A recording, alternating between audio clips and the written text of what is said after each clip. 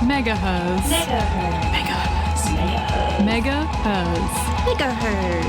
You're listening to Megaherzzz on 4ZZZ. This is the Megaherzzz program. I'm Sarah and I'm in the studio with Sisi, and we are taking some time from our regular programming because we need to bring you the news that our beautiful co-host and friend Denise has passed away, and we're taking some time now to share some moments that we've had with Denise on our program. And thank you for taking the time with us to honour her and celebrate what an amazing person and amazing life is Denise.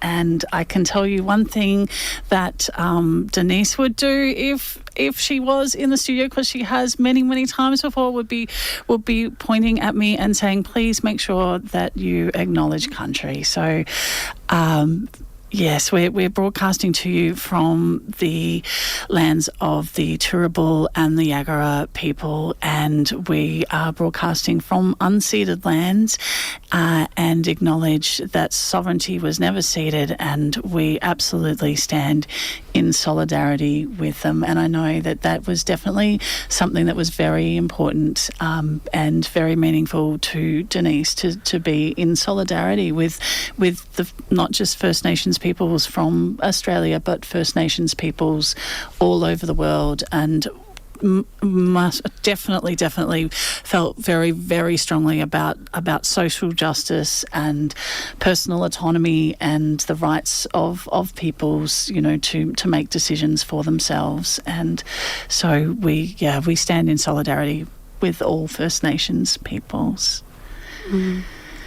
Denise, we were just talking off air about Denise's constant ability to show up. Well, perseverance. She experienced a lot of pain, but regardless, she always showed up. She came here to volunteer. She had a lot of close ties with Oxfam, constantly was fundraising for Palestine. She always wore her felt watermelon. The crocheted watermelon. And that was actually something that I did learn from Denise. I didn't know. For people who don't know about the watermelon, you might have seen watermelons a lot around, particularly if you go to rallies and or see people pro Palestine on the news. You often see the watermelon, and I was like, what? I love watermelons, but what is this? So I learnt from Denise that it's actually because the Palestinian flag was banned, and those colours, the other colours of the flag, and so there was actually a protester that held up a watermelon, and I believe it was an artist, and so held up a watermelon. So the watermelon, and you can't just ban watermelons. You can ban a flag, but you can't just ban food. So the watermelon became that quiet protest and the symbol of protest. And I actually didn't know that before. So yeah. But yes, so and that's that is also part of what Denise was all about, is that quiet but constant showing up and protest and activism, very active. Lots of letter writing to local politicians. I know she did share a lot of the results. I know that she got a lot of very generic replies to her letter writing, but never ever let that stop her, and she really felt that it was worth doing, and that yes, and I remember even hearing her on air saying that it's worth doing, because you do get results. You don't. It's like that hair ad. It doesn't happen overnight, but it does happen, and in her quiet but loud way. Kept doing that, and I think that's, I mean, one of those things that I love so much about Denise is she's so much a contradiction. You know, is both so very, very wise, but also a lifelong learner, and you know is very, very active, but also very gentle and fiercely protective, but fiercely caring and loving. So we're paying tribute to Denise today, and that was a cause that she was very, very very involved in, and it was something very important to her. So and talking about her activism and her being involved, particularly with Oxfam's Gaza relief appeal. So if you do, you're wondering how to honour her, making a donation to Oxfam would be a beautiful tribute. Absolutely, should love that. Yeah, we're here in the studio, and we're reminiscing, and Denise has been part of the crew here for just over two years. She started a couple of weeks before I joined the team, and her beautiful son Ez encouraged her to join, and just so wonderful that she did join the team, and actually I met her in announcer training. She had already started on the show, but and then had to do the announcer training, and we met there, and she invited me to come along and do the practical component of my training at Megaherzzz, and I turned up on the first day for my training, and I just never left. And that's so for me, Megaherzzz really is, it is so intertwined with Denise. She definitely was somebody who wanted to pull everybody up with her. Absolutely. I know that when I first came in for my first show, she was so lovely. At the end of it, it wasn't like, would you like to join? She's like, so will you be back next week? It's so sweet. Yeah.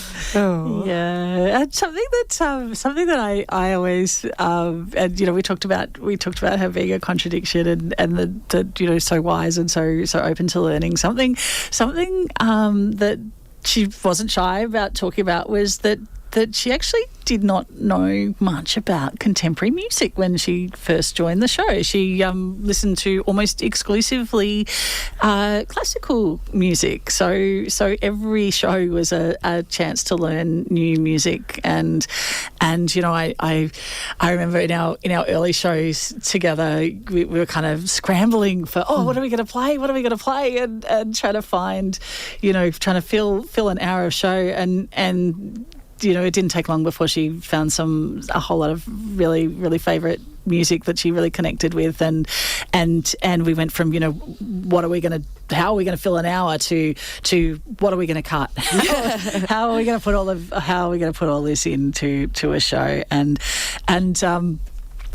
a band that she very much connected with, and I would say her favourite of contemporary. Definitely contemporary, contemporary music, and one that she would play at every opportunity is the Electric Fields, and I think that she discovered them from Eurovision one year. They had a Eurovision entry, was Australia's entry into Eurovision, and she just absolutely loved a whole heap of their music. We even went to a concert together. We actually went and saw them live, which was a great experience. So, and I believe that they are returning to Brisbane in August and how fittingly with an orchestra, with a symphony orchestra. So.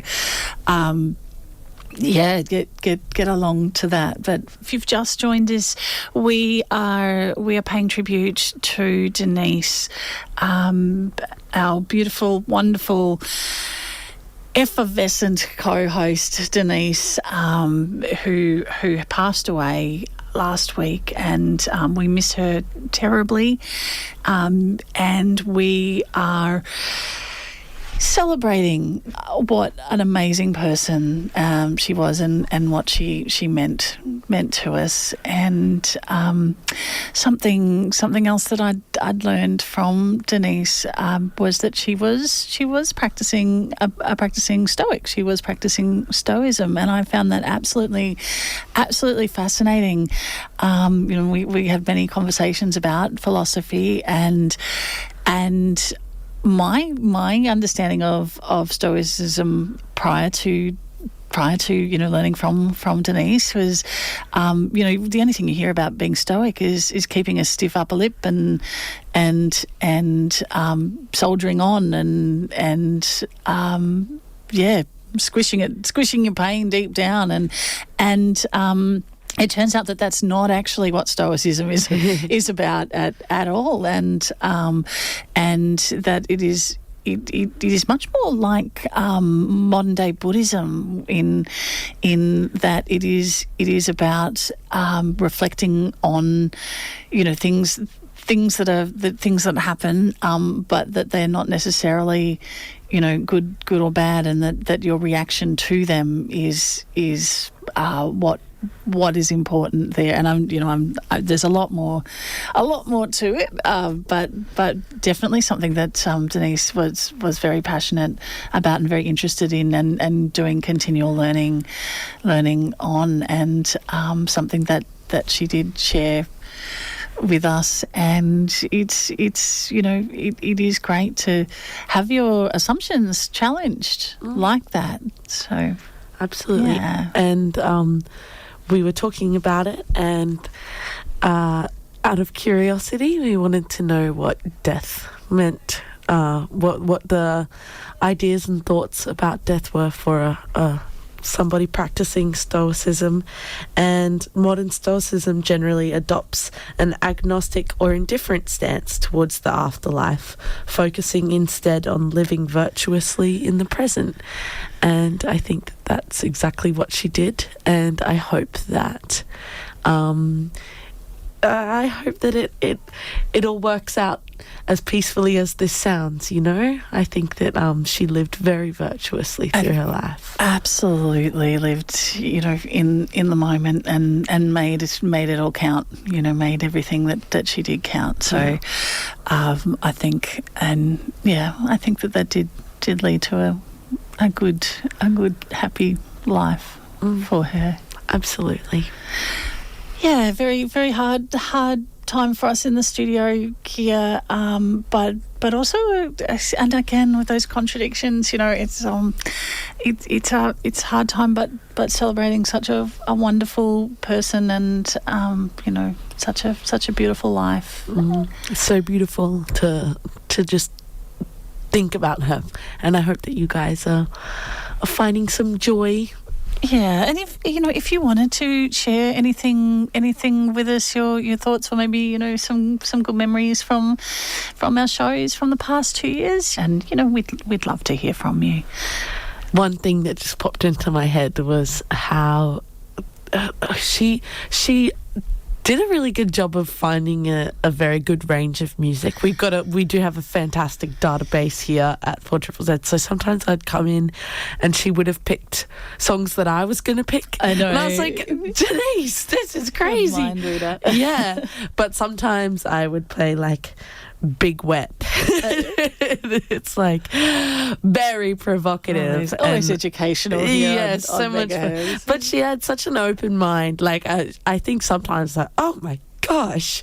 But also she was into it. She loved everything and was so open-minded, when I think a lot of people her age probably wouldn't have been. Yeah, She was very, very willing to to be interested in things, which is wonderful, a great trait. Absolutely, and I wanted to talk about a recent interview that you and Denise did with VJ Harvey, the artist, music artist, burlesque artist, circus artist, VJ Harvey, and actually, if anybody wants to listen to that full interview, it is actually still available on the 4ZZZ website. You can listen back. I must admit, I listened back to it this week as well, and had another listen to it. But if you go to the 4ZZZ website, you can find about 6 weeks worth of back episodes of the Megaherzzz show and all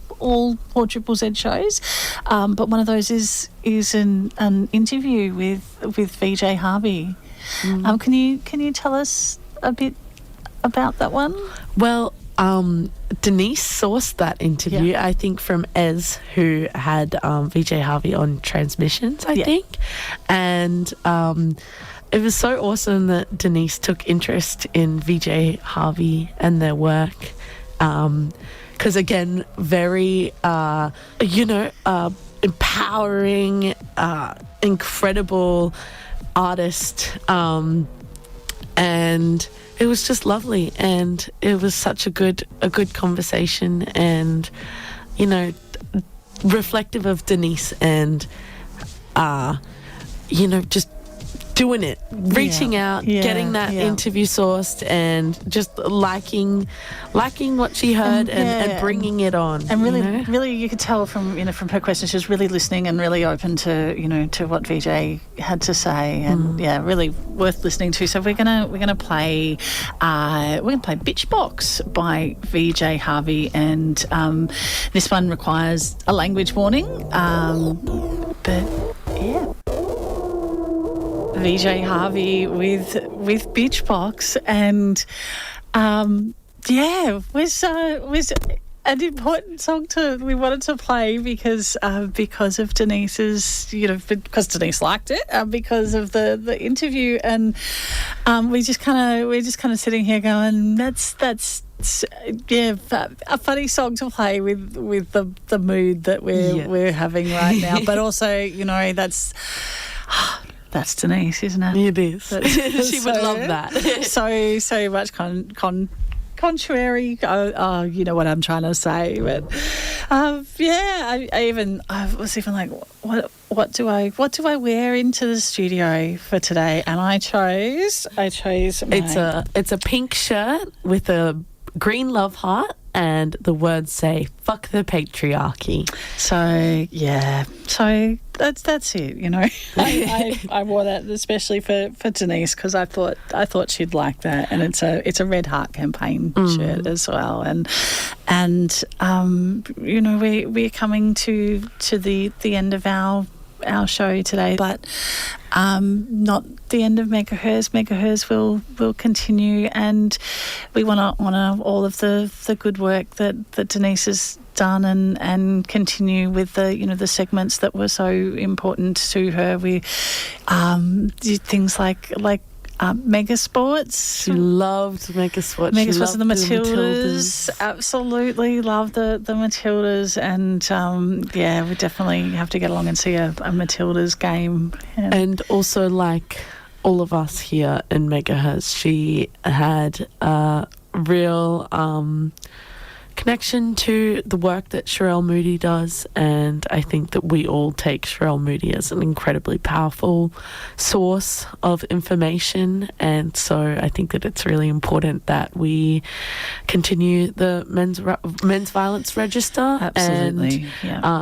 We did not do that this week, but we will catch up on hopefully we won't have to report on anything, but we will absolutely continue that segment. Denise very much loved the Her Story segment as well, and was a big contributor to the Her Story, very much a driver of that particular segment as well. I think it would also be wonderful. We've got Denise's book here in front of us, Women as Leaders, The World Needs You.